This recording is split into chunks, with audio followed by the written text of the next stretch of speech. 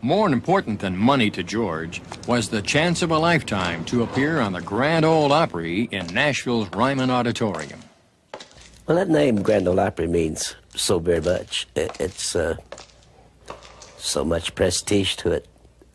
When we were coming along, me, George Jones, at that period, the Grand Ole Opry was like Hollywood to the actor.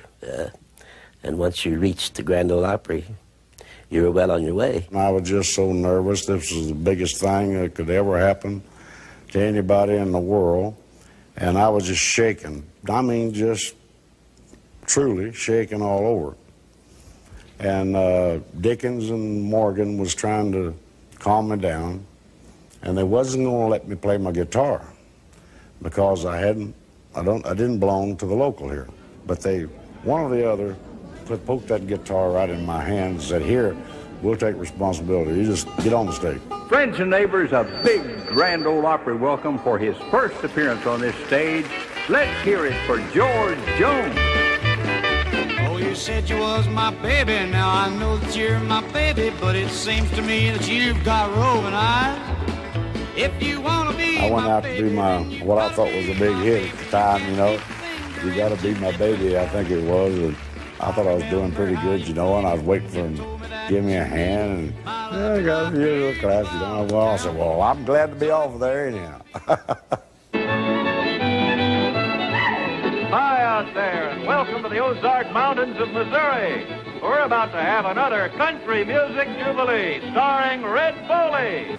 A young recording star that a lot of you folks have been kind of sort of nudging us along to get on our show is here with us tonight. A nice welcome, please, for George Jones. George, where are you? Oh, here you are, over here on the side. Mr. Red, thank you very much.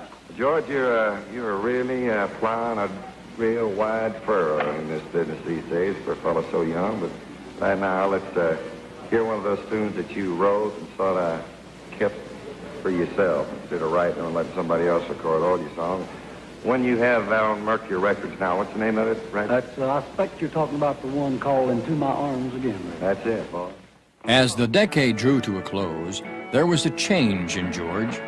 His voice had grown deeper, and his vocal style had matured and become distinctly his own. The music from the honky-tonk, the lonely songs they play, coming through my window, 'cause I live not far away.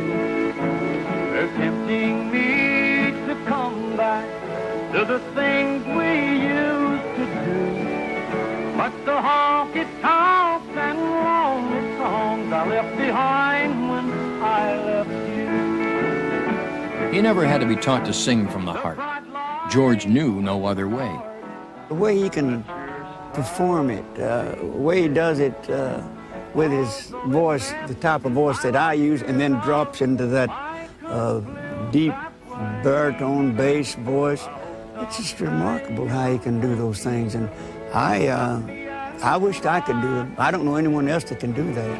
And come away from the honky-tonk, back into my arms again. Oh, won't you come away from the honky-tonk, back into my arms again. Through the 60s, George and I, both of us, we heated up pretty good, and we toured a lot together. I remember this one time in Regina, Saskatchewan. There was just the two of us on the show, and we was always arguing about who was going to open the show and who was going to close it. And I said, you go on every night last. Why can't I go on, be the star tonight? Why can't I go on last? And no, George, you got to go on first again tonight. This was when Buck was really hot, you know, and had these number ones right after the other. And I said, okay, when I get through out there tonight, you come watch my show. And I said, you come to the curtain there at the side and you watch my show. And I said, Buck, when I get through tonight, you ain't going to want to even go out there. George got drunk and walked out on the stage. He was having Buck to headline, right? He opened up. And he walked out on the stage and done Buck's show. I didn't sing on one of my songs. I did his whole show. And he came off of the stage, and he looked over me and he said, "It's your turn." I won't ever forget that.